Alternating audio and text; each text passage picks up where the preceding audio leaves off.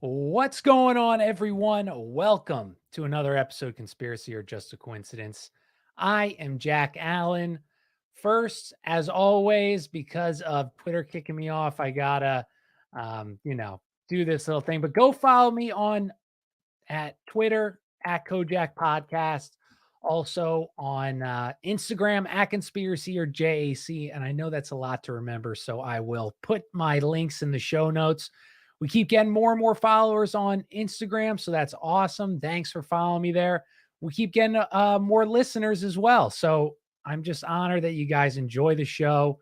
And it really means a lot to me. So I'm trying to post the video on my Twitter so people can come that know I'm here, but it's difficult to do this.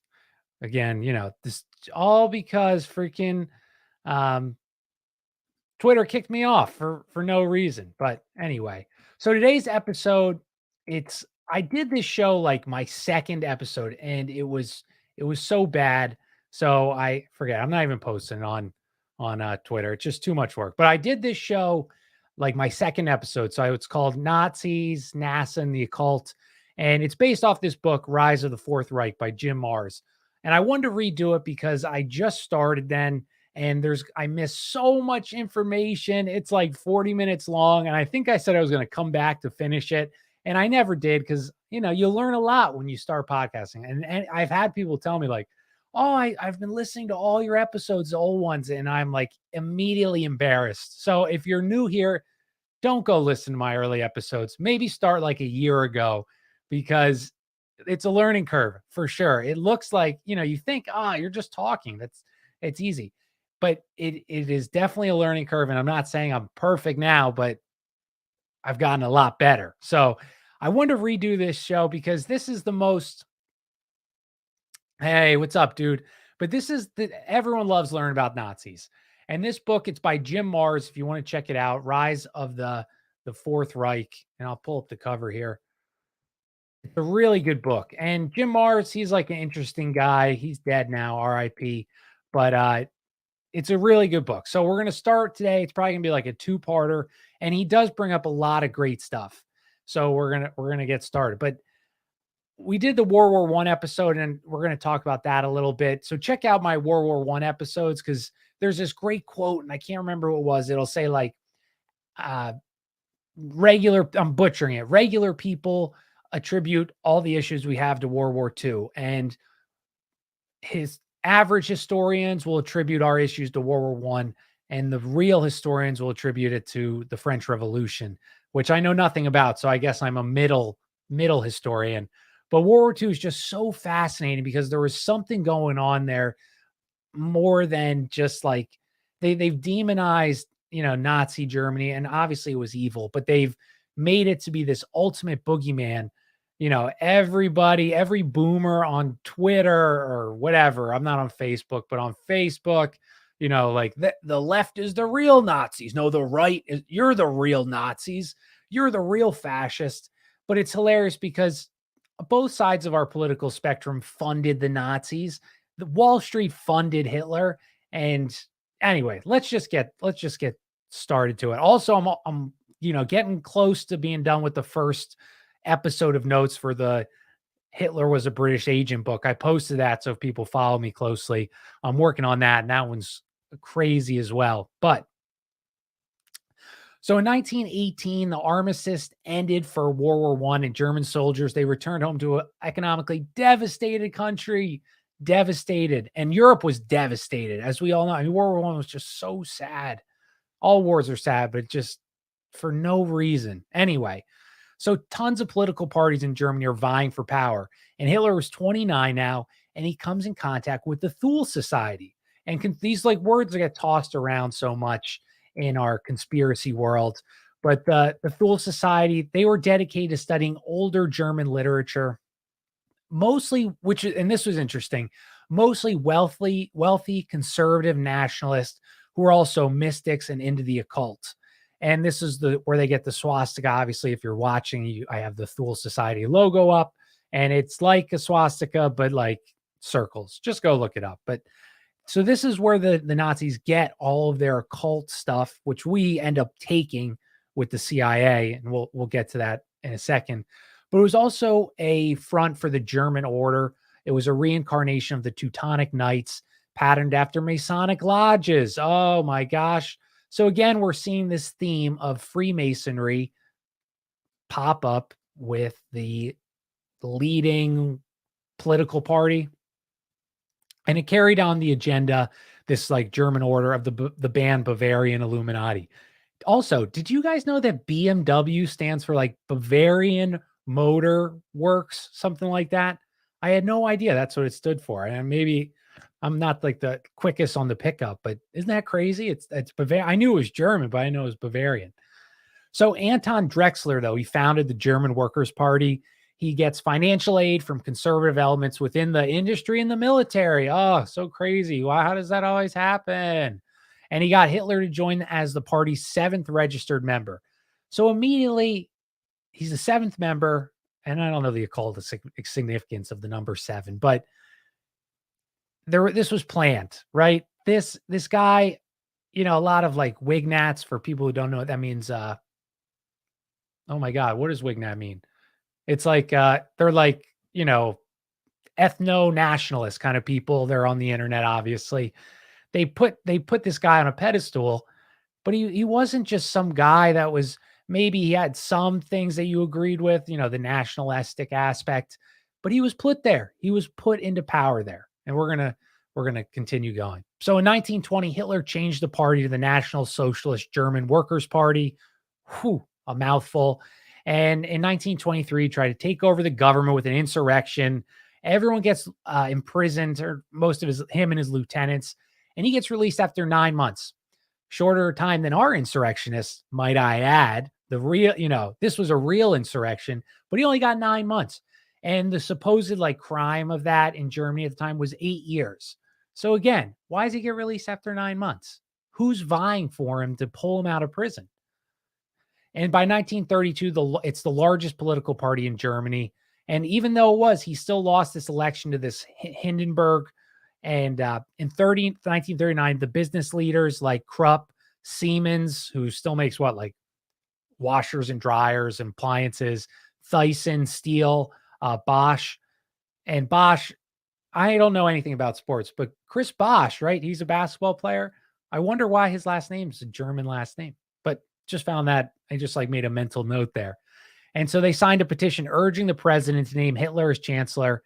And whenever corporate socialists want something, they usually get it. Example, Amazon. So the day he was assigned to power, in the crowd, the day that he's getting, okay, sign this, president, that he is the chancellor, so you are pretty much useless, not anything. He was really old, the Hindenburg guy. He's like 82. But the day he gets assigned to power, who's in the crowd? Oh, John Foster Dulles, Alan Dulles of Sullivan and Cromwell. Wow, they must really just been excited for Germany, right? What, again, and those are the men, for you that don't know, that built our CIA, Alan Dulles more than his brother, but two powerful people that are in the crowd when Hitler is getting signed power in 39. And at this time, Germany was a free republic. It had, quote unquote, the most educated and cultured populations of the world. And I don't know if this was Jim Mars's quote or somebody else's quote.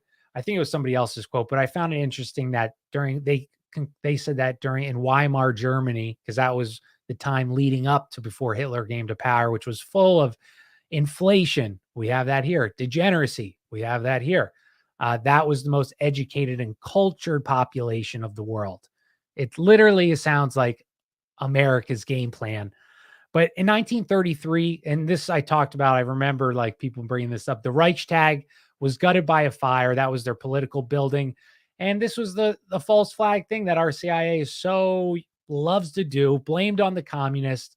They literally charged a half mentally challenged Dutch youth that couldn't have done it. He just took the blame, just like our false flags today.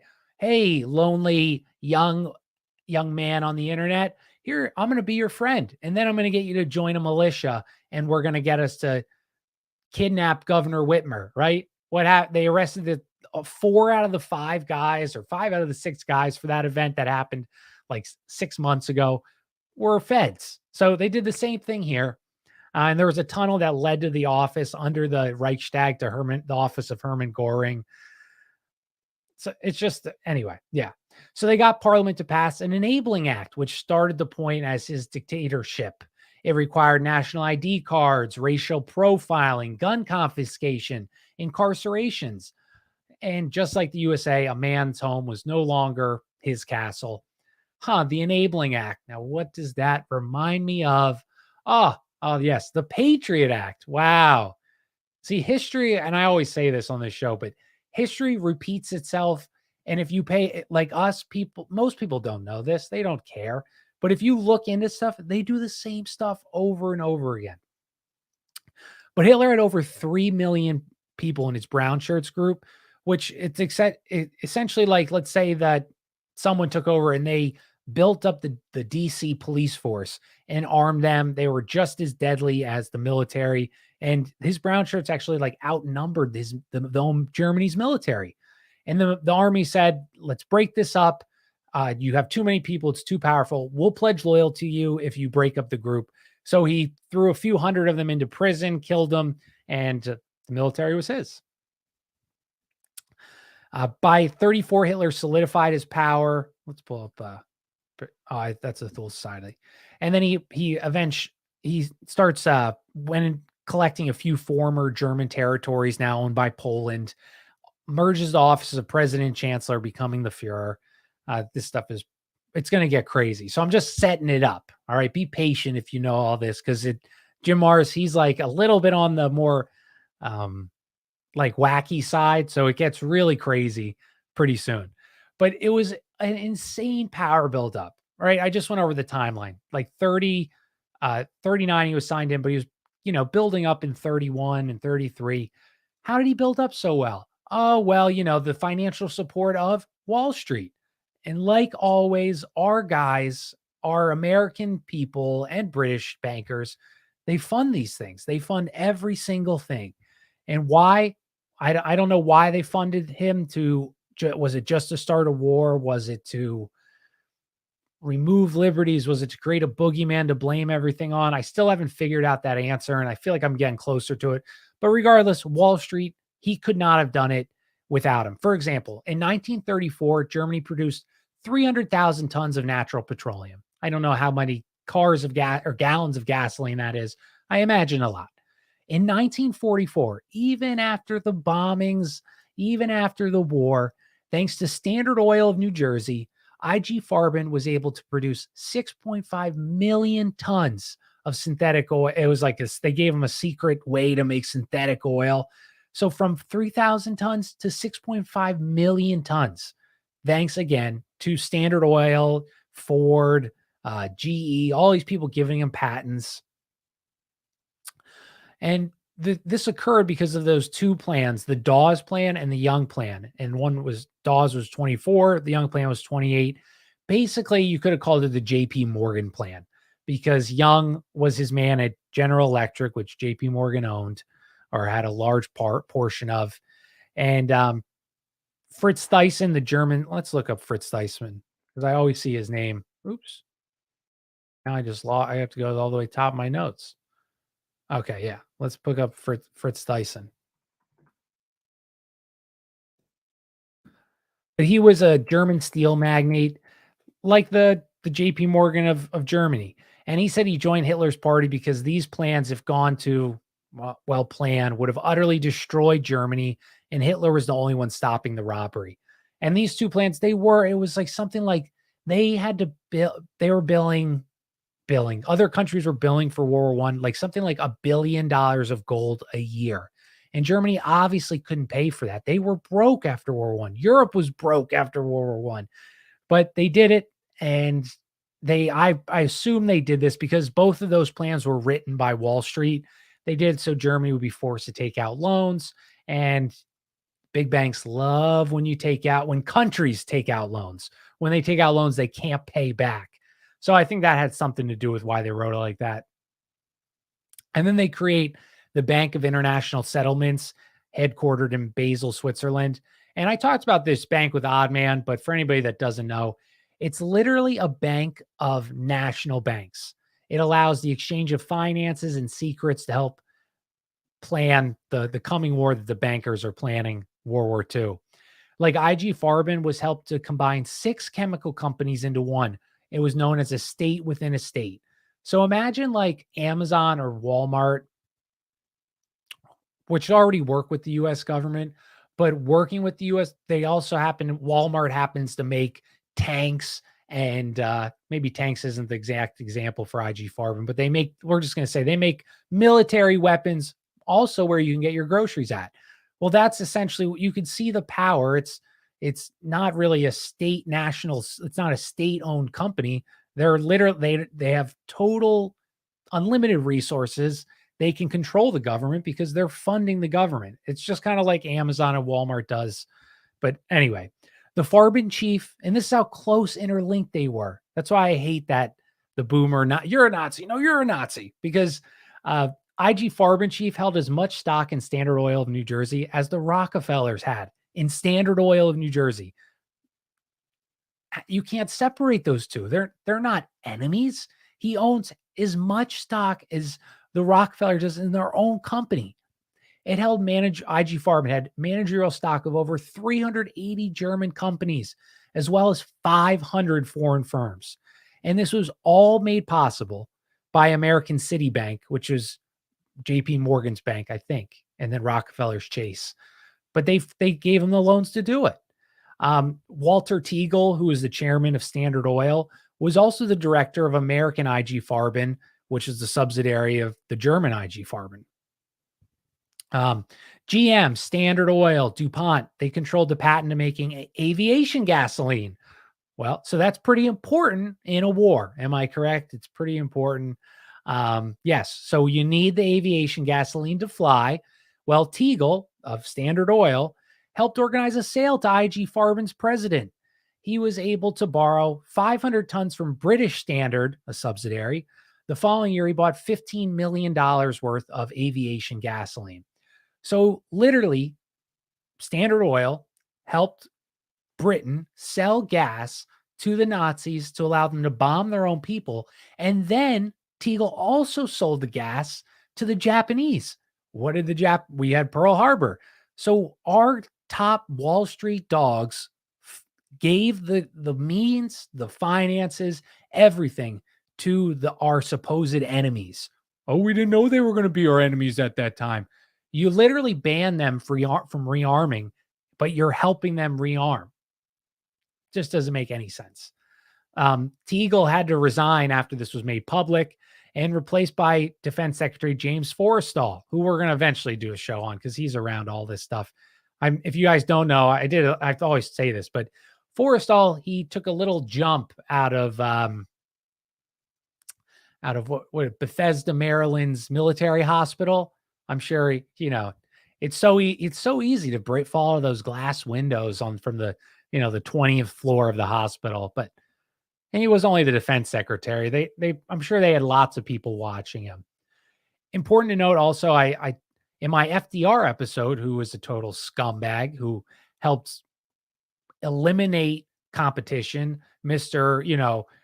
Super progressive. No, he was a Wall Street pawn, just like everybody else. He helped create Teagle, helped FDR write the National Recovery Administration, which was a corporate socialist scheme to limit competition. And I talked about this during that episode.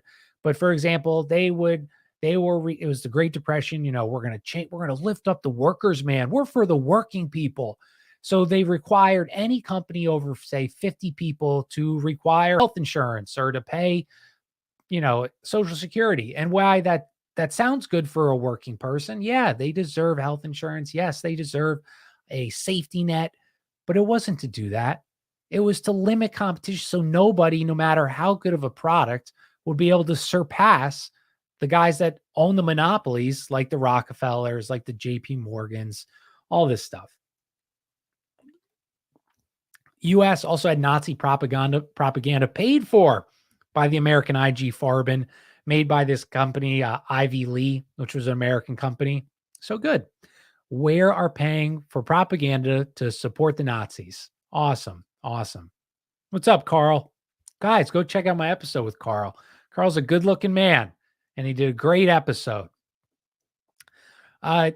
Another propaganda intelligence outlet was from Max Warburg, from leader of the Deutsche Bank. And Warburg, I've heard that name many times.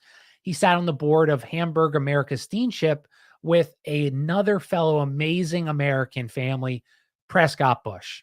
What are the odds, right? Great guy, Max Warburg, with another great guy, birds of a feather, of course. Max was related, actually, the brother of Paul Warburg. Who is Paul Warburg? Well, he was the first chairman of the Federal Reserve. So, by that, they were probably awesome Americans that loved helping people. They just wanted you to succeed. Sure, we're going to chain you to debt, but they wanted you to have a safe life. Okay, that's what they were concerned about. American IG, which was the IG Farben subsidiary, was not just a source of funds, but it also acted as intelligence front for the Nazis. As we know, huge corporations work hand in hand with the CIA.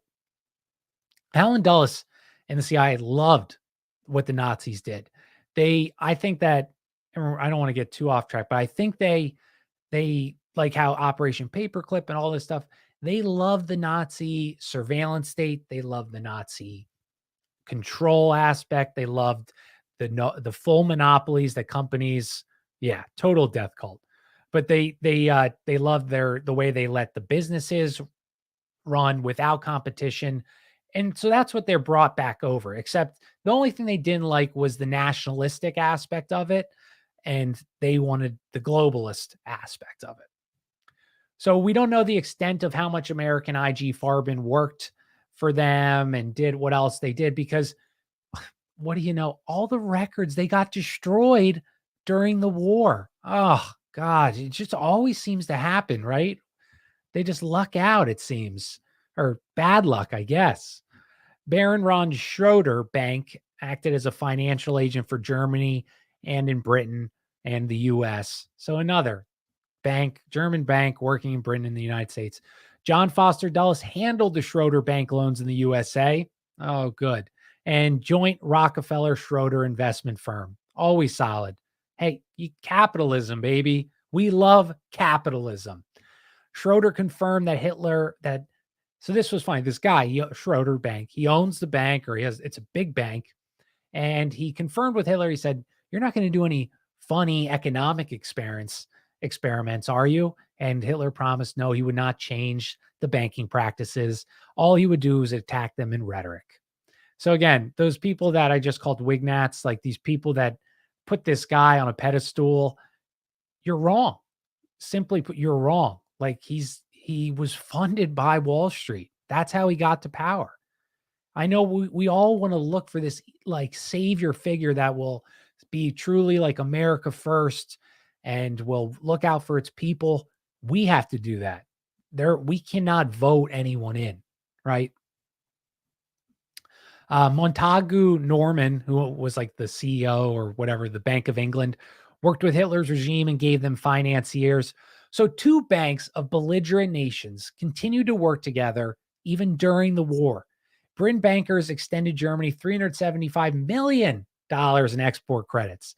And all these funds were channeled through the Bank of International Settlements, which, like the Vatican Bank, immune from seizure, censure, investigation. They would literally, these meetings in Switzerland for the BIS, Bank of International Settlements, you couldn't even janitors weren't allowed to clean in. No one could go in these meetings. It was under 4 people on the board were directors, were Germans, were Nazi Germans. Yeah, Pressy says we got to elect Jeb Bush. That's the only answer. That is the answer. We got to get him back. But yeah, so the Bank of International Settlements, it's supposed to be monitoring Germany paying back goods, but it has 4 Nazis on its board. And this is funny. In 1939, Czechoslovakia, they're scared because Nazis are coming for them. And they moved $48 million in gold reserves to the Bank of England for protection, because they knew the Nazis were going to take their wealth. Well, Montagu, who I just talked about, the Bank of England, He gave it back to the Nazis. He said, just don't buy guns with it. Okay. Don't buy military weapons. Use it to buy food. Of course, what did they buy? They bought war goods with it. They're not like, what? Oh my God. Again, banks funded this rise. Nazis even found support from the Rothschild banks in the 30s. Huh.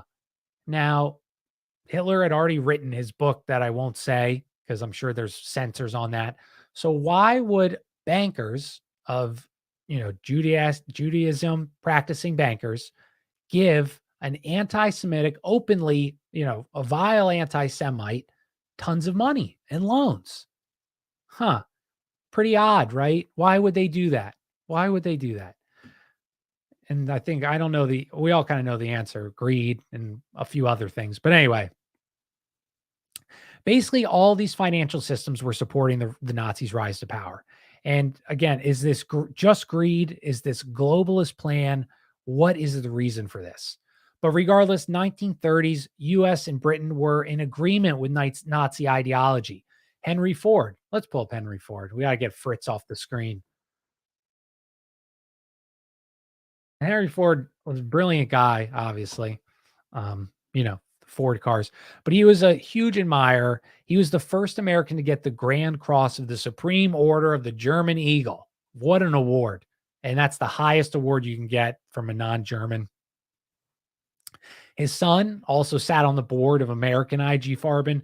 He built 5-ton military trucks for Germany, which was the backbone of the Army's transportation. Like, Hitler could not have invaded Poland without the synthetic fuel provided by who we just talked about, the Standard Oil and all that stuff, and the cars that Henry Ford made. IBM, International Business Machines, Chairman Thomas J. Watson. He made this distinction. He never sold the machines to the Nazis. They used them to monitor trains, and they had punch cards. They leased them to the Nazis. The important reason for that distinction is IBM provided constant servicing during the war to fix them when they went broken. And that's why it's so hilarious. These same woke companies today, like, I don't know if IBM's super woke, but it's in tech, so I imagine it is. They will just do that. They don't care about us. They don't. That's why I'm so amazed. People like on the progressive side, when they agree with Amazon, a blaring alarm should be going off in their head. Rant, rant, rant. Like, dude, you are agreeing with people that have enslaved our populace. Why do you think that they're supporting you? Is it because you're right? Oh, yeah. Yeah, they care. They care. It's almost infuriating, people that can't see this connection. If Amazon takes a stand, I will always go to the opposite because I know that they have never been right about anything. Charles Lindbergh, William Randolph Hearst, who was a newspaper magnate, he was a horrible person too. Joe Kennedy, all anti-British, pro-German guys. And I can understand the part being anti-British because they started World War I. They started World War II. They're not definitely not a great, it was being run by the same kind of banking people that are running here. But regardless, so they were supporting Nazi Germany as well. And I talked about this in my FDR episode, but at this time in the United States, many people are favoring this fascist system to counteract international communism, which is being funded by Wall Street. Supposedly, there was this event to assassinate FDR. And I talked about this before. And it was like the plan was to install a Hitler-like figure. It was funded by J.P. Morgan and the DuPonts. And they mention in the paper, they say it stopped. And they had like 5 million soldiers ready to assassinate FDR. But this story doesn't make, we all can understand this logically doesn't make sense because JP Morgan and DuPont's, they funded FDR to get into power. They helped write his the New Deal, all this stuff like that. So why would, after he does everything, he worked at Wall Street, worked at 120 West Broadway for 10 years. So why would they want to kill him? And I think the obvious answer is this was a psyop, false flag to get the American people to be like, see, even big business hates FDR because he's just doing so much for the little guy. He's helping us too much. They're trying to kill him. And so obviously that whole story, but I'm just saying, the point of that was that fascism was on the rise in America, and kind of, I guess, is today too. I mean, it's globalist fascism that we have. We don't have, we have no freedoms really at all. They read everything. They monitor you. We're all on a list. I know we are.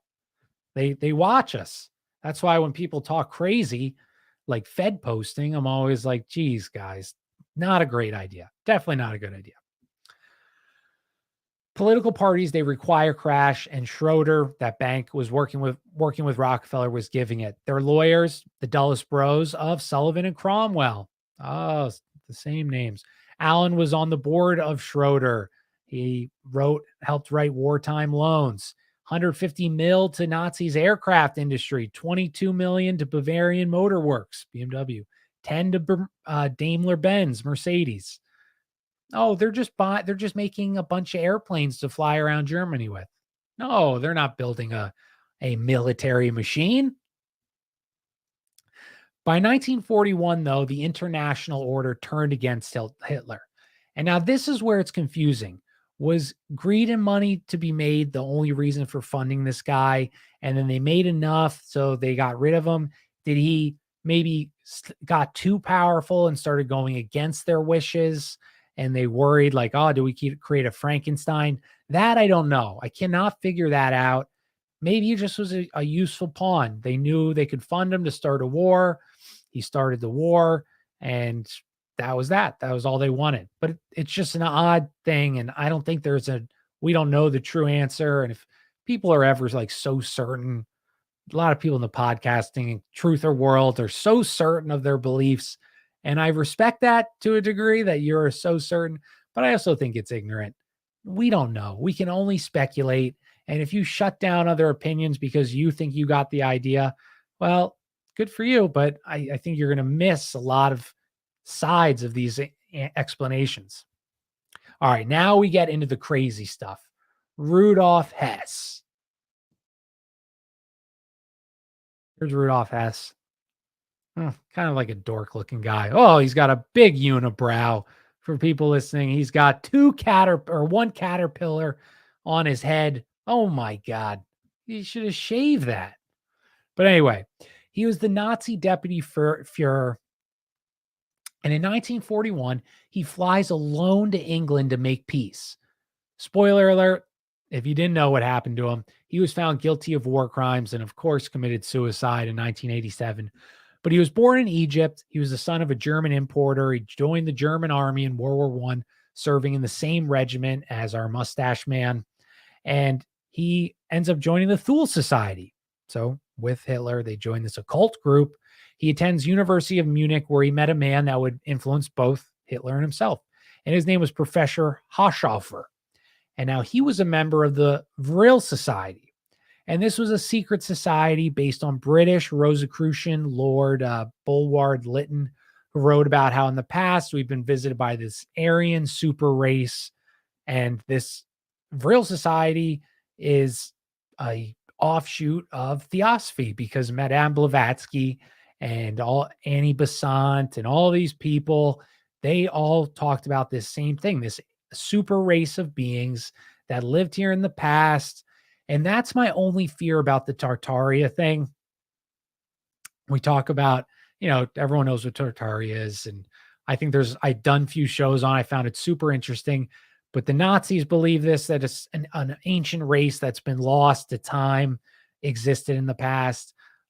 Theosophy, I don't know if Freemasonry does, but Theosophy, which has spurred like everything, the OTO, Hermetic Order, all those groups, they all believe that same theory. And the Nazis believe that too. So that's why I worry about Tartaria, because I wonder, is this just a new age kind of psyop thing to get you into it's just a big drag net and they're trying to get everybody they can. Regardless, Hess, he travels extensively in the Far East. He was a general in World War I, knew Japanese businessmen and stuff. So that's how they helped create that alliance between these two.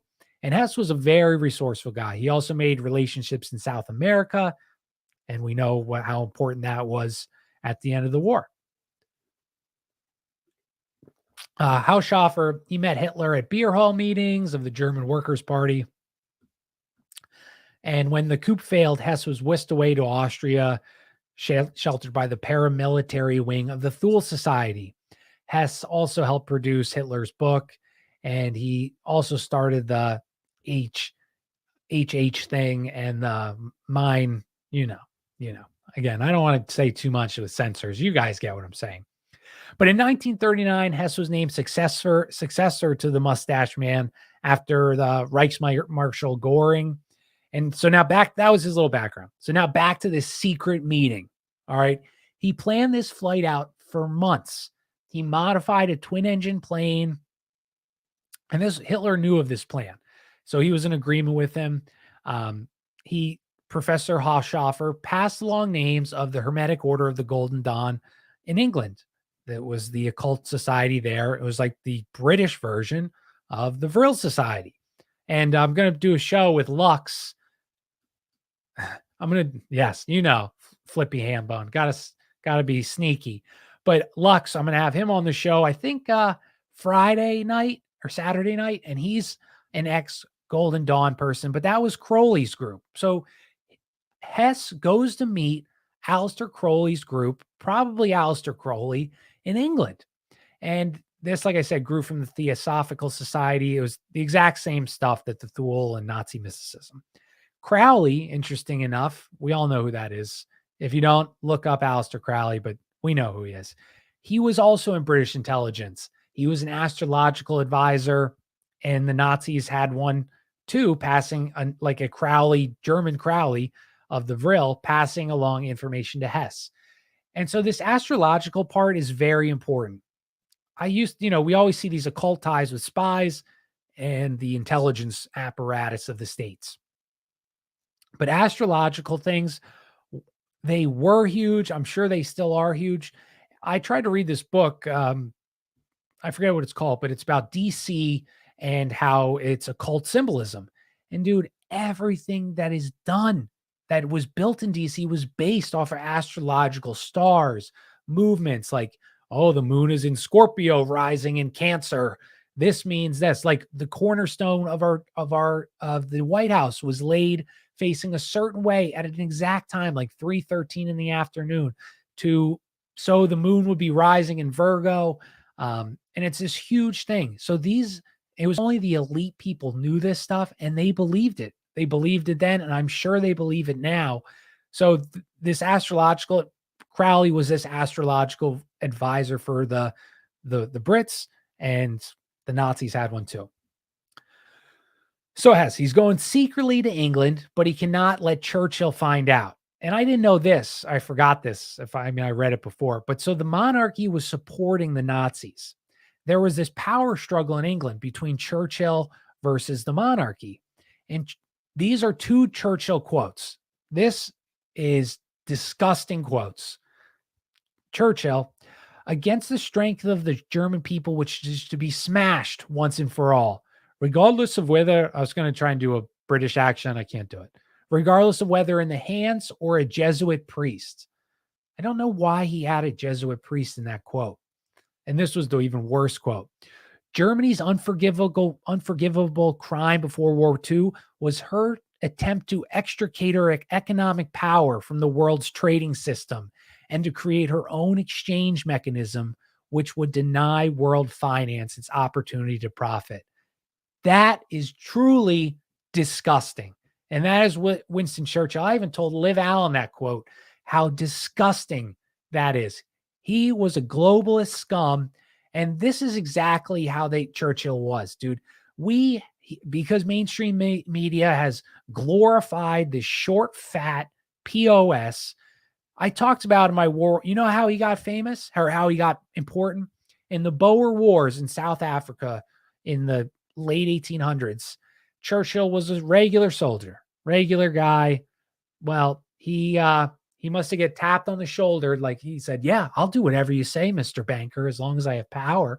And so Churchill, he gets put in a POW camp quote unquote, because the Brits who were taking the Boers in the POW camp, or the German South Africans, raped, beaten, starved.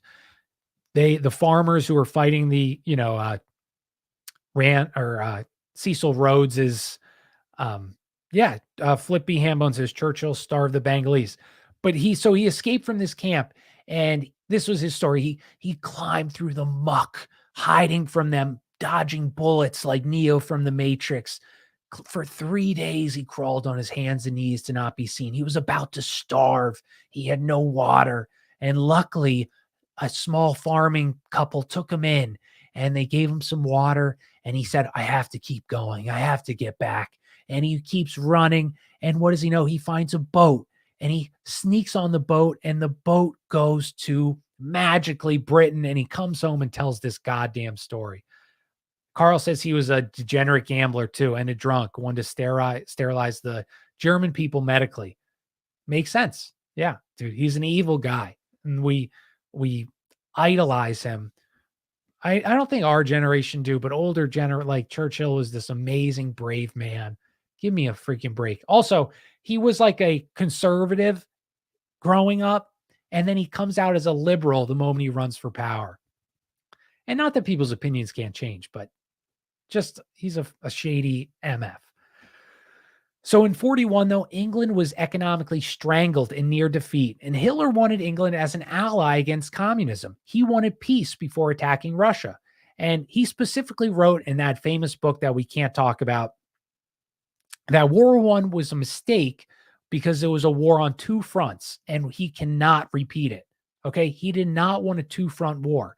And historians and lamestream history to prop up their narrative will say Mustache Man attacked Stalin. Stalin believed war with Germany was inevitable. Well, Stalin was outgunning Germany in 41. Like, Germany had 3,350 tanks like lined on the border. Stalin had over 24,000 tanks, superior armed, but Stalin's plans were not of defense, but rather attacking first. So Mustache Man knew this was going to happen, and he attacked Russia first. At the same time, he's trying to pal up with Britain. He should have known, though, that wouldn't have worked. I mean, dude, they already did World War I against you. They caused it. What makes you think they're going to work with you now? But yeah, so that's what caused all these, the first loss for Soviet Russia. Also good to note, FDR, being, a good little globalist pawn, was arming the Soviet Union in direct violation of neutrality acts of 35, 36, and 37. But no, wars are planned. And we all know this. Wars are planned. FDR was giving Russia, or Soviet Russia, tanks, military weapons, all this stuff, building them up just like we were building up Nazi Germany. Hess's quote, though, all my endeavors come to an understanding with Britain were wrecked by the determination of a small clique. I thought that was a pretty powerful quote as well. And Hess wrote that, AKA small clique, globalist scum. So Hitler was trying to trick Stalin by talking about attacking the West when he really had no interest. He wanted to attack Russia. And this is why Hitler halted German advance at Dunkirk, which allowed the British army to escape. This was a planned thing to try and cause a ceasefire with Germany, to oust Churchill, to say, like, listen, we're not your enemy. And but globalist post-war reverence of Churchill obscures this fact. And really at this time, they talk about he was this leader they needed. Oh, he's so powerful. But he was insecure in his position. People disliked him. Half the country hated him. They hated him. They didn't want a war with Germany, probably more than half. Hoover, our degenerate FBI man who we also revere, who would wear a dress and lipstick, he talked with FDR to create a coup to oust Churchill. And the plan was to overthrow Mustache Man. Then Goering would be like the new chancellor, and they would install Duke of Windsor as the King of England. So this was why Hess was flying. He flew over Britain, a Royal Air Force base, 2 times. No response. Almost like our 9/11, right? But yeah, he flew over an air with no response, no action.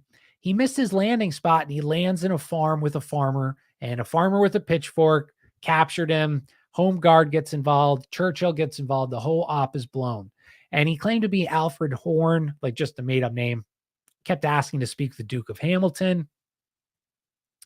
So this was interesting. MI6 was the monarchy's intelligence unit, and they wanted peace with Germany to fight Russia, whereas the SOE, the Special Ops Executive, was a Churchill ran, obviously pro-Churchill, wanted war with Germany and Nazis, as we just heard Churchill quotes how he wanted to destroy them. So Churchill got to Hess first. He was locked up. Then George, the Duke of Kent, King George's youngest brother, dies in active military service right at the same time as Hess. And this was the first death since the 15th century. And he was an admirer, such supporter of the Nazis. So he was also installed by King George as the Grand Master of English Freemasonry. It's just secret societies like all over that pull these strings. So it's reported, and this is how I know they were together. So a plane crashed in Scotland, and the Duke of Kent. It was on a morale boosting trip to Iceland, where out of nowhere the pilot changes courses for unknown reasons. Then, of course, the complete file on what happened to this plane crash vanishes without a trace. And the plane was actually ascending when it crashed, indicating it was lifting off from a nearby Loch Moor, where 1, Crowley lives, 2, where Hess was found located, and so 3, where Prince George was taking off, leaving. So probably the announcement of peace, if this would have worked, if Hess and the prince could have got along and made a pact, or the Duke of Kent, it would have toppled the Churchill government, a globalist government.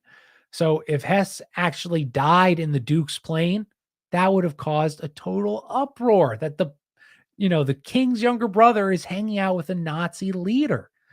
But also important to note, Hess had a few duplicates as well. And in 1942, there was one in Scotland and one in Wales.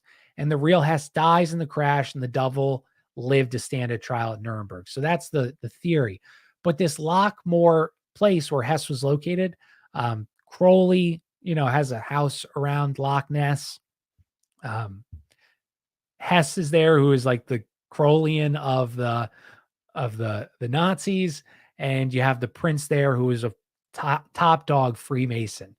So what are they talking about, right? Are they really interested in peace, or was this like what was going on, right? Crazy.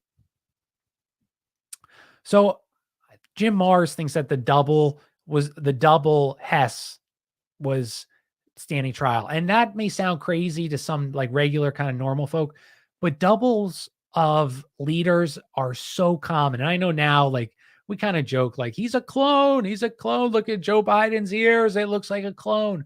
And I don't know, I'm sure they have clones. I don't know. I love that stuff, but I try not to go into that.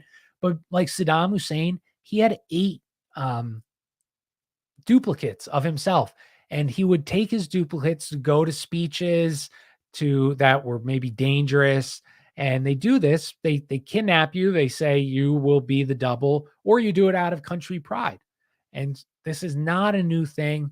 This has been going on for probably hundreds of years. They have these duplicates, especially back in the day when there was no photographs and you could be any leader you wanted, right? Like, oh, this guy's the king. Really doesn't look like the king. How do you know? You don't know what the king looks like. And to add even more credence that this Hess was he had two Hesses. Alan Dulles thought he was a double as well, and he thought the real Hess was executed by Churchill.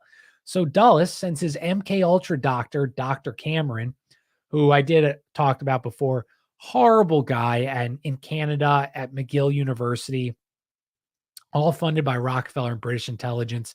He even worked on Dulles' son and his son begged his dad to get him out because his son got a head injury in the Korean War. And he begged his dad to save him as Dr. Cameron tortured them by dosing them with everything, right? Deprivation chambers. So that was the guy that he sent to go talk to Hess. And he wanted to see if like Hess was MK Ultra to believe that he was Hess or what the hell was going on. And the real Hess had like a certain scar tissue he wanted Dr. Cameron to study to make sure it was present. And I don't know if you guys remember this, but Hess during Nuremberg was like very insane. He was eccentric to say the least. He kept claiming he lost all of his memory, which is pretty convenient for somebody if they have not lived the actual Hess's life. And another weird thing about all of this Hess visiting England and the Prince and all this stuff was that the last person to dine with the Duke of Kent was Prince Bernard of the Netherlands in Scotland, Balmoral Castle. Prince Bernard, the Netherlands. I guess this is him. But Prince Bernard, he was the last person to dine. Well, what did he originate? Oh, he originated the meetings of the Bilderberg Group. Also, former member of the Nazi SS, employee of IG Farben, major shareholder in Dutch Shell Oil, along with Victor Rothschild. If that doesn't say, so this guy is an SS, Nazi SS person. He started Bilderberg. He works for IG Farben. He's partners or board directors with Rothschild, obviously a Jewish person. How do you think those meetings went? You think they were friendly? You think Victor said, dude, you're hanging out with people that want to kill me? No, that's not. They clearly all work together, right? It's just so frustrating because, again, like we are supposed to believe that we are enemies now with Russia. Dude, it's the same people funding the same stuff. Regardless, the unwanted two-front war was now unavoidable. Hess's peacemaking mission gone. Britain, this just solidified Churchill's hold. Martin Bormann took his place, and now the Nazis needed new ways to stay on top, and wonder weapons was the way to do it. And now we get into the world of conspiracy candy, as my friend Oddman likes to say. So 6 days after the D-Day invasion, in June 12th, 1944, my pop-up was on one of I forget what it was called, but he was over there at that time. Residents of London started hearing buzzing overhead. Buzz, and moments later, large explosions. Oh, let's put up the V1 and V2 rockets. Coincidence, conspiracy, or coincidence, Pressy? So yeah, the buzzing was the V1 bombs, the forerunner of today's cruise missiles. V1 and V2 rockets are two examples of German war technology developed at this secret German rocket facility, Peenemünde. And from June to August 20th, more than 8,000 V1 rockets rained down on London, 50,000 deaths, 75,000 buildings destroyed, all taken care of because they had aviation gasoline so kindly given by the Standard Oil companies. Thank you, Mr. Rockefeller, for helping that work out. The V2 caused 10,000 deaths. This one could not be seen, nor heard, nor intercepted.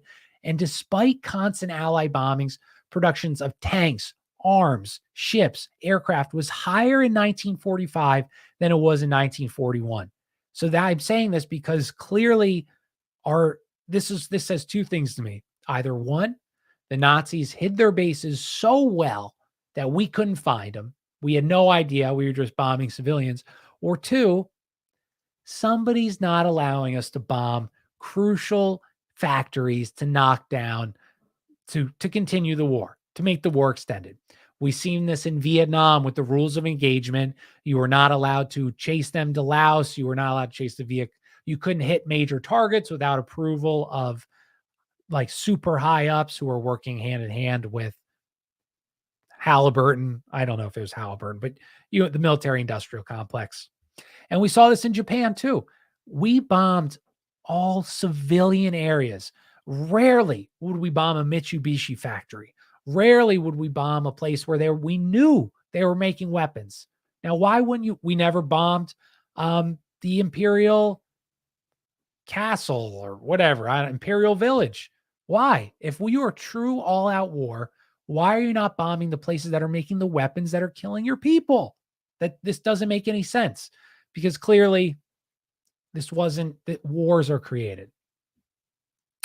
Regardless, Germany though was an amazing technologically place. Like World War One, Germany. That's why Britain started getting mad with them and started World War One because they had the Zeppelin, all this great economy under the Kaiser.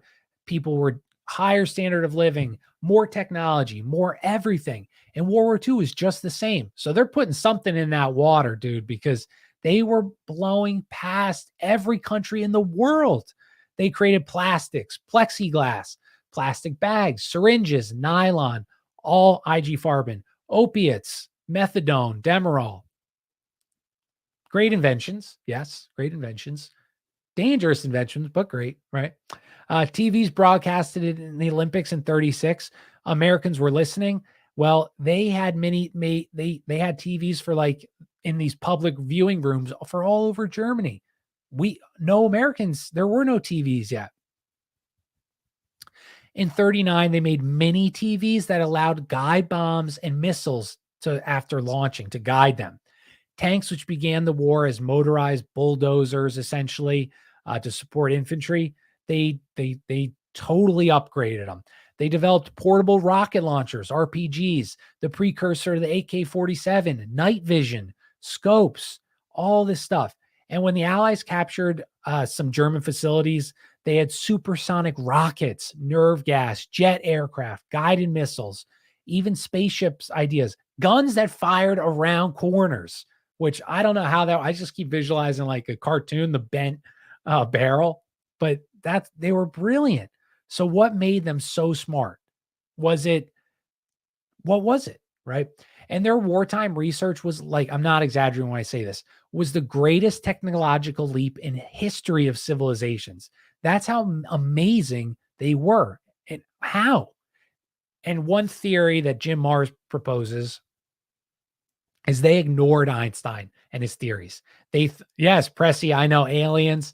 I know. Is it the Vril? Is it communicating with demons? There's, I didn't want to get too much into that, but I loved your Pressy commented an alien face, and I love that. Awesome. I agree. Probably something like that. There's something there, but anyway, they ignored Einstein and his theories and based their research on quantum theories. So Einstein's physics were called relative physics, and to them it represented the group they hated, blank science, to the Nazis. So they avoided that. They focused on quantum mechanics, and that's where this was born, was in Germany. They looked at problems from a different perspective. As an example, like beginning of World War One, aircraft were made out of canvas, wooden frame, even in the beginning of World War II. But by 1945, Germany was the first nation to put all metal jet-propelled jet fighters, first one to create a helicopter, first with the vertical takeoff and landing, just light years ahead. And, we were just joking about the aliens, half joking, but this just shows you if you purposely want to make your country amazing and you push your younger kids in school, like I'm sure for you, many of you felt this way. School was a joke, dude. I never studied. And I got A's and some B's, but I did nothing. I learned nothing. I was never challenged. And that was great for me because I didn't want to do it. But if you really want the best for your country, do you get rid of math because it's racist? No, you don't get rid of math. Do you let kids not have to work hard because it's racist or whatever? No. If you want the best, that's how you know globalism is infected at all. They want to make us so stupid. And that's what they're doing to our younger kids. Do school from home, all on the tablet. I'm sure those kids are learning tons. That's how you fail a nation. That's how you fail a country. German scientists working feverishly to perfect the V2. So Himmler, let's pull up Himmler. He was the SS chief. Here he is. And he was trying to separate his SS from normal party state control. This is important. So in 44, Hitler approved Himmler's proposal to build his own industrial like SS to make SS permanently independent of the party and state control. Now, what does this remind me of? Oh, I know. It reminds me of the CIA, whereas the SS, they were generating their own funds, so they didn't have to listen to the state or, the political parties. They use slave labor, work camps, et cetera, et cetera. Well, the CIA, they do the same thing. They use drug trade, pillaging foreign nations, starting banks, investment firms, all this stuff, working with Hollywood. They have no budget. Our tax dollars pay some of their budget, but the majority of their budget comes from God knows where. And no one cares. No one thinks in our regular population thinks to ask, this secret organization that's in the United States, how do they get funded? How do they pay for all these thousands and thousands of workers? Well, our tax dollars pay for their health insurance at least, so you can know that. But yeah. So Himmler was to create an economic base that would continue pursuing Nazi goals long after the defeat of Germany. And Himmler was also communicating with Allen Dulles behind his leader's back to give him Mustache Man and allow him to stay free. Solid guy, right? Any weapon that showed real promise would get sent under SS control, developed without any knowledge of anyone except Hitler and top lieutenants. Development of these top secret weapons were moved out of Germany into Poland, same area where Allied air crews encountered the Foo Fighters. Oh, now we're getting into the juicy stuff. So they moved their factories under, so now they're under the state party control. They're essentially a shadow organization, the SS, and they're making some crazy technology. Like we just said, they have the best brains in the world working on this stuff. And there's this area where Allied air crews start encountering the Foo Fighters, not the band. No. Joking, you guys know that. So in 1944, New York Times makes an article or headline: "Floating mystery ball is new Nazi air weapon." Let's see if it has a. Trying to look for a picture. I don't know. But anyway, it's down at the bottom here. Balls of fire, U.S. fighters in, I can't read, it's too small.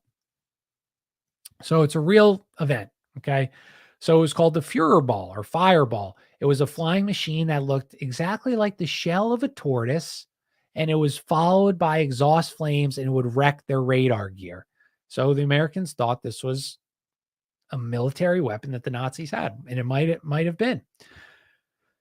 Because these guys are trained pilots, and they're talking about these balls of fire following their planes, crashing their radars, not injuring them, but like messing with their planes. These guys have seen death. These are experienced fighters at this point, and yet they're like what? They're all hallucinating. They don't know what they're talking about. No, there was something there with these Foo Fighters. So a guy named Rudolph Schreiber, who was a Luftwaffe engineer, he claimed to design the first flying top prototype in 41. It flew in 42, and in 44 he constructed a larger version of his craft.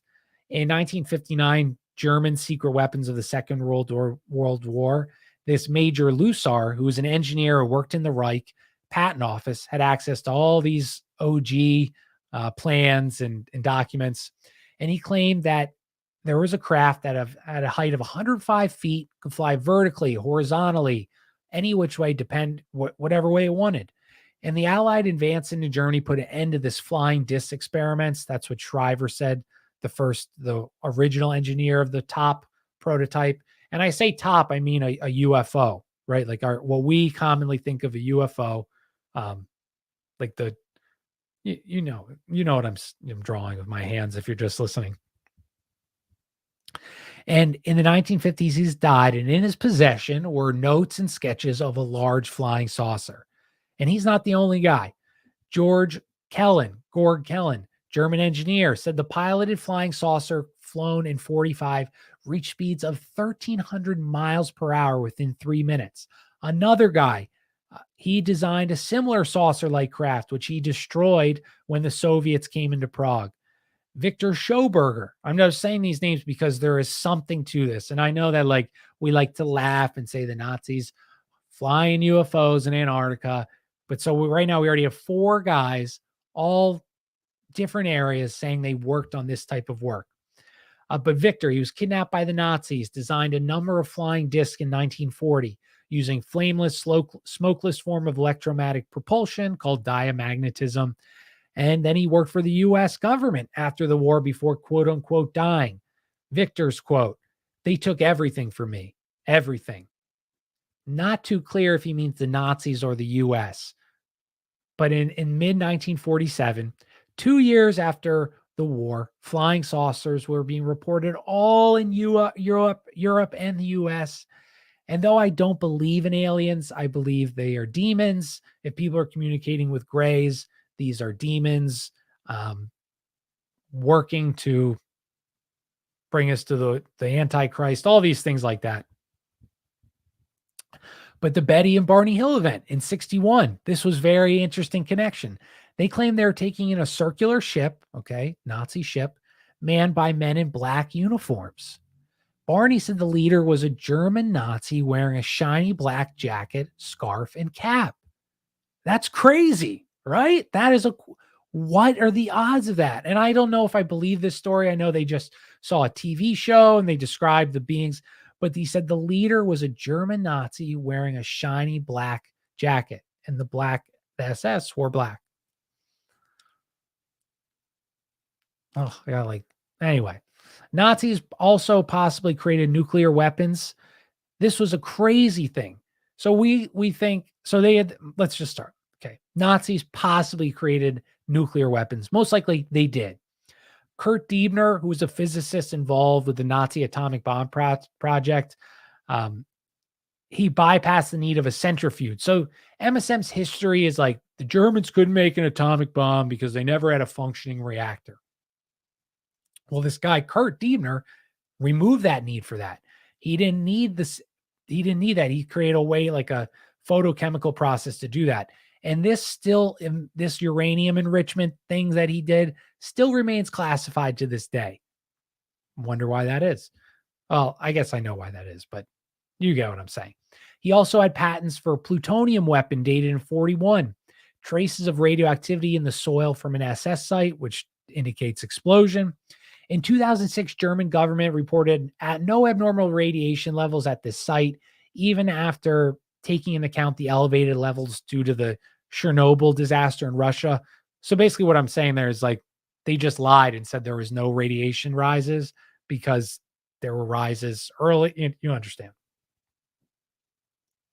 There was this mysterious blast at Ohrdruf, and Minister Speer was questioned about this during Nuremberg.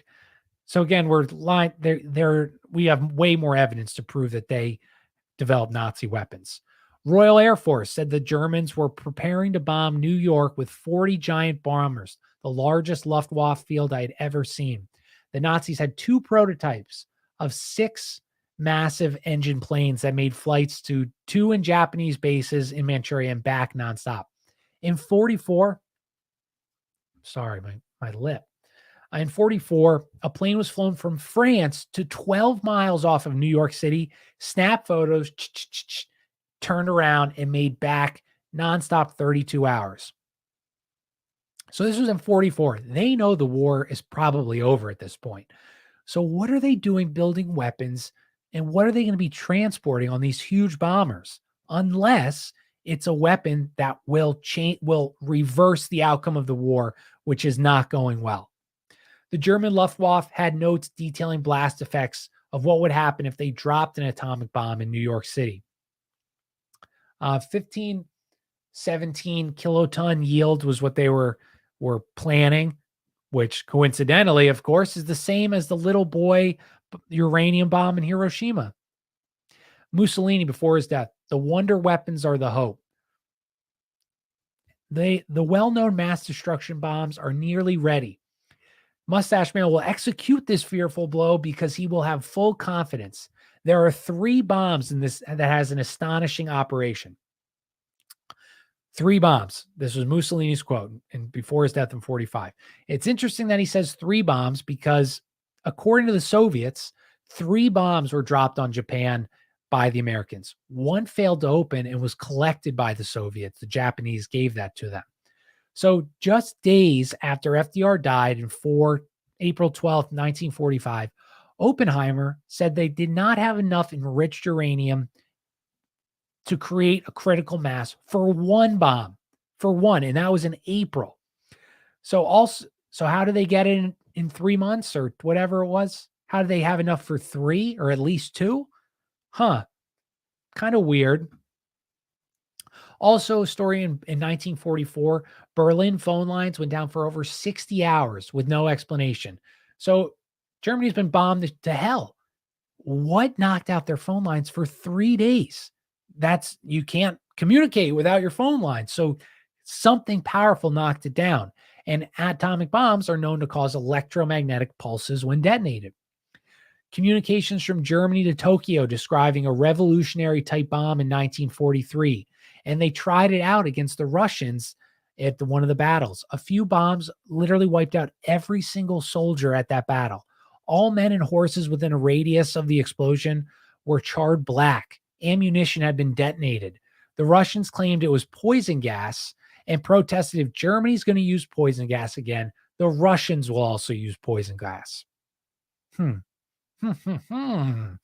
So why would the Soviets keep this a secret, right? That Germany used an atomic bomb, then why wouldn't they talk about it? Why wouldn't they say, look at this horrible bomb they just dropped on us? They killed thousands.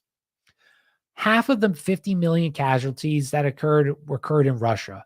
Several massive explosions happened in Russia, one destroying from one of these bombs, 100-foot underground ammunition bunker, 100 feet underground.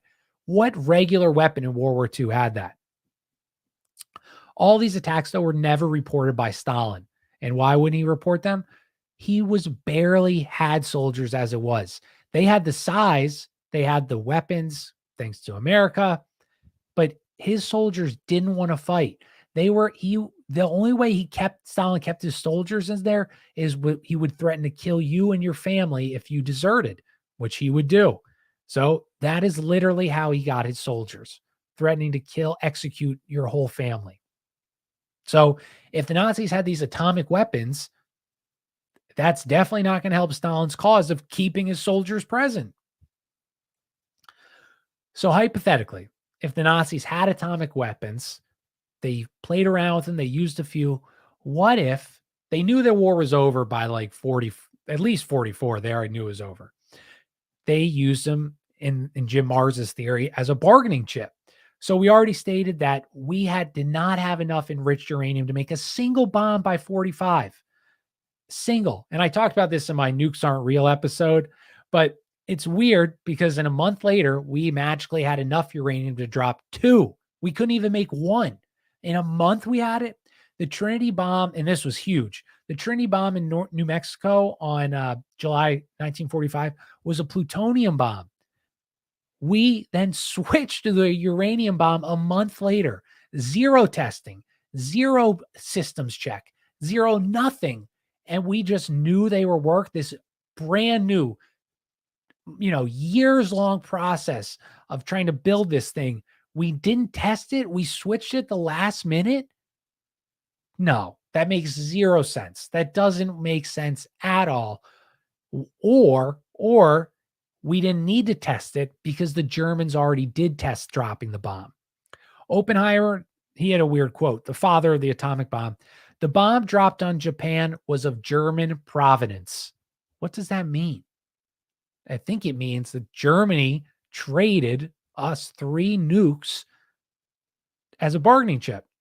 Another interesting part of the story, like where would they be built? Well, there's a synthetic rubber plant built by IG Farben next to a concentration camp. They knew the Allies would not bomb this due to the proximity of these innocent people. More than $2 billion were spent, 300,000 laborers in both construction and the operation of this plant.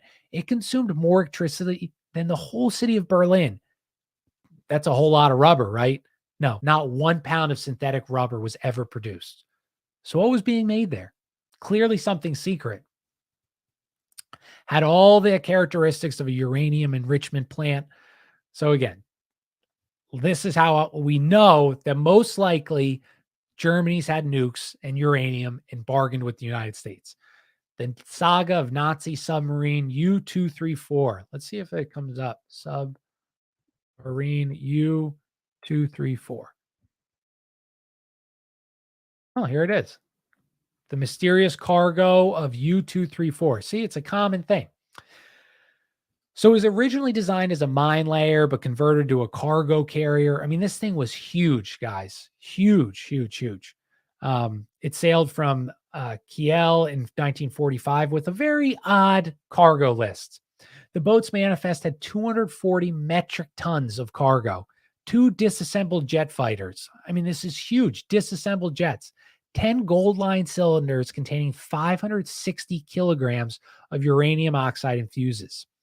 6 days after Germany surrendered, this U-234 was intercepted and taken into captivity. So why'd they supposedly hang out for 6 days? What were they going to do? Weirdly, this sub was overflown by Allied aircraft several times, never fired upon. The war is over. So who told them to surrender? And why to the Americans? Why sail all the way across the ocean to the Americans with this sub? Why not go to Britain? Why not go to Europe? Also, some of the boat's cargo is missing. There was 2 Japanese officers. They committed suicide once knowing they were surrendering. The 2 planes disassembled were missing, as well as the uranium oxide. When the Navy had its manifest, it was missing 70 tons of cargo. 70 tons just gone. This one scientist, Dr. Velma, she claims that the boat made a secret stop in South Portland, Maine before surrendering. Now, why wouldn't they just surrender there? Because they're giving them these secrets. Others investigated this event. National Archives denied that any fissionable material was on board the U-234. But then a guy, see, our government, they're so inept, so inept. So that, the Freedom of Information Act said, nope, there was not, here's the boat's manifest, no uranium. But then a guy wrote to the Naval Historical Center requesting the cargo manifest for a $5 charge, and he got a microfiche of the set of the manifest, and it was identical to the one that was released by the National Historical Center, except the uranium oxide canisters were listed. So that means, obviously, someone altered the document. At this time, the Manhattan Project already spent $2 billion with no assurance of success. So what are they just going to keep spending money? Edward Hamel, a metallurgist working at Los Alamos where enriched uranium was, said that very little was produced until a month before the bomb was dropped. So again, waiting to the last minute to make it? No, they're not doing that. So either they really worked really hard that last month, practice known as cramming, maybe some of you guys are aware of that, or they got something in the surrender of the U-234. So again, why wouldn't the Nazis use the atomic bombs? It was the uranium on this sub was enough to make 8 Hiroshima-sized bombs. By that time in 1944, the war was lost for Germany. And also since being under Himmler and SS-controlled Bormann, they realized the value in the bargaining chip. They were basically dumping their leader. They wanted to see the next day, and they saw this is the way to do it. So they didn't, it was under Himmler. Mustache Man had no idea that they were building these, or maybe he didn't know they were completed, and they just kept it hidden. There's a guy, Dr. Hans Kammler. We're almost done for part 1. And the next episode is where we talk treasure and all this crazy stuff. But Hans Kammler, he's buddies with Hitler's secret weapons manager. But he was friends with von Braun. He was a huge role in these secret high-tech stuff. He was all like the underground facilities and exotic weapons program. I mean, super high up. He created a special command independent from German military, again, like a special projects office where he was the leader. And this was the place where imagination could run free. Exact type of place you would find anti-gravity technology if such a thing existed. And we've already gone over how advanced Germany was. They were cutting edge of everything. Things that we still use today were created then. They had computer technology that was only dreamed of in American science fiction stories. They built the first digital computer in 38, had a program software language, developed magnetic tape as a storage medium. 1938, dude, that is crazy. I don't even know when computers were accessible to like I guess we had computers when we landed, quote unquote, on the moon, but this was in 1938, 30 years before that. I know we didn't land there, but you understand. Kammler helped the Nazis with experiment technology that the world had never even considered. And it was all started because of the war. One clue of this was Walter Gerlock, a Nazi scientist. In 1921, he got a Nobel Prize, not for nukes, but for magnetic spin polarization. This work has nothing to do with atomic research, but a lot to do with anti-gravity. In 31, an anti-gravity paper was written by Gerlock's student, solidifying that he's working on this type of work. After the war, Gerlock never returned to the subject, never talked about it, never mentioned it. He must have just lost interest in his life's work, right? That's what happened.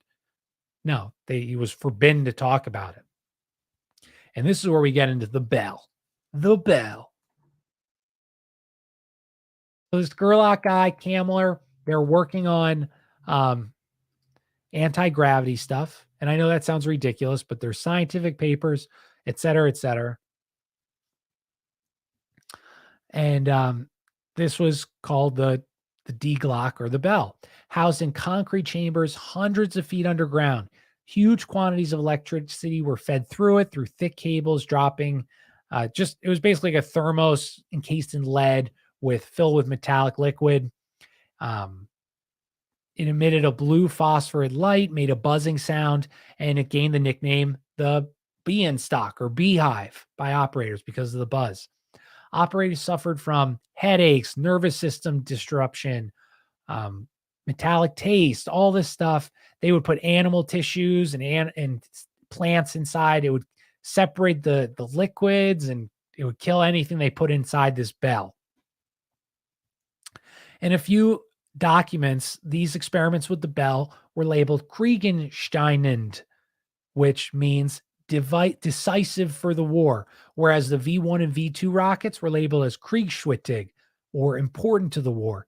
So imagine what this thing did. If you're listening, I'm talking about the Nazi bell, which is their possibly anti-gravity machine, to be labeled decisive for the war when your main rockets that were unstoppable were only labeled important to the war.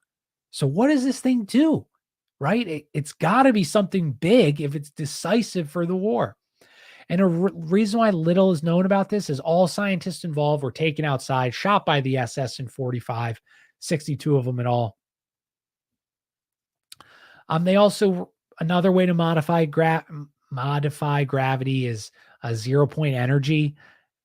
This is like lasers. This is what Tesla talked about. It would basically allow you to travel if you could in deep space. And Tesla worked on this with the limitless energy, blah, blah, blah. You get that. But the Nazi tech to the Allies when covered in the late 40s and 50s, then a total blackout. All the papers talked about was how much technology the Nazis have. They're so advanced. But then after the creation of the CIA, none of it ever talked again. National security issues. It was talked about in military journals, these anti-gravity journals. In 56, aviation journal published something that it could, about anti-gravity. And then in the 60s and 70s, after papers are published, clearly the most technologically advanced group is working on, you get mocked or made fun of. It's said, oh, that's a conspiracy theory, anti-gravity, science fiction, fantasy. Yet within the military circles, they're clearly working on anti-gravity stuff. And they always do that. They mock you for thinking something that they're actually doing. Um, in 1980, a 7-year-old and two adults encountered a large flowing diamond shaped object hovering near Huffman, Texas. The trio said that, and other witnesses, that this object was surrounded by military helicopters. Days later, the trio had painful headaches, swellings, blisters, nausea, hair loss, all symptoms of electromagnetic radiation. They even filed a lawsuit, and in 85, the US government said that no craft exists. You're not getting any money. And this is the last thing I want to talk about before we close up. So I've heard this story a few times. In the 1970s, a guy named David Hudson, he was a farmer in Arizona, and he obtained 11 worldwide patents on his orbitally rearranged monatomic elements, ORM. So I'm going to do my best to explain this, but it's really important. So Hudson found that nucleus of non-atomic matter acted in an unusual manner. He basically found that, rhodium 103 became deformed when you spun it super fast. The electrons would turn pure white. What's up, Gravy Show? But so he would shake this element, and it would turn pure white, and the atoms would literally fall apart, producing this white monatomic powder. So a metal turned into a white powder. Under thermogravimetric analysis, it was found that this matter lost 44% of its original weight when reduced to this white powder state. So by simply spinning this element, it lost 44% of its weight. By heating or cooling it, it would either gain the weight back or lose the weight. By repeating it, it would make the material weigh less than the pan it was sitting in, or it could make it literally 300 to 400 times heavier than when it started. A powder going 300 to 400 times heavier. So if you took this white powder and you put it on a quartz boat and you heat it up to the point where it fuses with the boat, it becomes black, regains all its weight. Hudson was asked to reverse the process by turning this powder back into the piece of metallic gold, like making an apple with applesauce. So impossible, right? See you, dude. Thanks for stopping by. So in 1995, according to British author Lawrence Gardner, he did it. In the 90s, scientific papers were published substantiating the existence of these high-spun atomic elements and power as superconductors. And Hudson, he met with all these people that did zero-point energy research and gravities at advanced studies in Austin, Texas. And he theorized that the matter was losing its weight because it's reacting in another dimension. Do. It would lose 40% of its gravitational weight, the same weight loss that was found by Hudson. So the guy that he was working with at the advanced studies theorized that this exotic matter powder was able of bending time and space. The material was showing that the pan weighed less when the power was placed into it than when it was empty. How does a pan weigh less with more of something in it? Also, if you heated this white powder in a pan to a certain degree, not only would the weight go, but the powder would vanish from sight. When you stirred with a spatula, no white powder. There was nothing there. Yet, when you cooled the material, its original configuration would come back. So the white powder isn't being boiled away. It isn't being cooked away. It's moving. It's going somewhere and then coming back. Where is it going? And Hudson saw this as like a perpetual energy through the use of a superconductor. And I don't know what the hell that means. But basically, the point I'm getting at is this bell might have been a device to study and experiment with time travel, just like these ORMES. They figured out how to, if you heat to a certain thing, because gravity and time are all interconnected aspects of energy. And I know I'm sounding ridiculous because I normally stay pretty like historical stories, but Carl Sagan, plenty of scientists have talked about this, saying it's totally possible, right? Like this, I just said this, how the bell was decisive for the war, when V1 and V2 rockets, which were the bread and butter, were only important to the war. So what does this machine study Why do they kill all the scientists about it? And just to even add more credence to this, the general of the Air Force in 1945 wrote, like, we need to get to these secret labs. We are already screwed if the Soviet gets this. We're already behind technology. And if the Soviet gets these guys, we won't be able to compete. So they were in Berlin. General Patton rushes into Czechoslovakia. He rushes in Czechoslovakia, and the Allies go to the location of Kammler's special black objects projects, secret weapons empire. And they get the German intelligence to hand over all their secret tech and files. Files are still secret to this day. And I already told you, I think Himmler tried to work a deal with this tech, but he was too big. But Kammler was not too big. So he worked out this deal with Dulles and Patton that, like, all of his scientists will be safe. And here's all the technology. Here's every secret project. The deal was cut. Kammler disappears. He's just gone, never to be seen again. Also, Patton, car accident, gets killed by a 21 truck military truck that turned right in front of them. What are the odds? Oh, of course, none of the passengers in the car with General Patton were killed. Just him.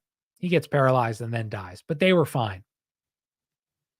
So clearly he was killed. Was it because he thought the communists were the real enemies, not the Nazis? Was it him advocating using the Nazis to help rebuild Germany? There was some reason why he got killed. And it was no secret that Kammler was going to use this V2 tech and stuff for leverage. Creators of Call of Duty hired an ex-CIA agent for Activision. They have demonic Nazi zombies in it. Oh, that's interesting, dude. See, like, there's something with this Glock Bell. They killed Patton for it. This Kammler guy, though, that, he was the main leading researcher of all this stuff. All the V2 rockets got here. All the scientists von Braun got here, who was Kammler's buddy. But Kammler and other top guys in the Nazi empire, gone. And it's not like these ones went to South America. They didn't go to South America.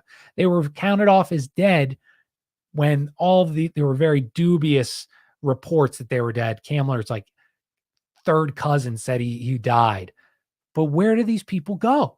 How do you disappear? And like, dude, we still are hunting, like 95-year-olds that were in the, served in Nazi Germany, which is ridiculous in my opinion.